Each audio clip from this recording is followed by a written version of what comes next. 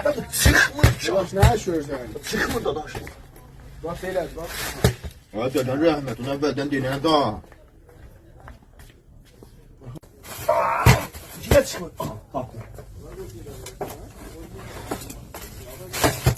Sağ ol, səni sağ ol. Yerdən qalmır o ərslər. Ay səni dadan rəhmət, dadan. İşin sənin deyəndən bəri, bax iş öz-özünə qalır ha yerin. Dadaş mübarəkin olsun sən. Canımsan. Xidmətin olsun qadam sənin. Da sənin residin, canımsan. Qurbanım Allah eləsin. Səfəhdir bu, səfəh çarpayına oynayır.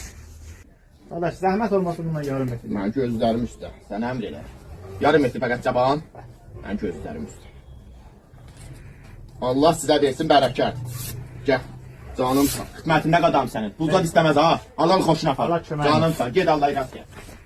Bu çelepten bana bir 30 metre olar veresen. Burada yox, bəli ambarda var. Gün gətirim ambarda. Gözləyirəm. Qadasın, çox gözlə kəlləmə. Dadaş, ben səni Dadaş. xidmətinə Əllər qadam. zarmasın. Qurbanım xeyrin. Allah bərəkət versin. Az çox gün doyunca qazandım. Allah bunlara min bərəkət. Allah bunların kömək etsin. Yaşasın da bir vaxt mən gedim evə bir vaxt. Dadaş, mən xuda aç da.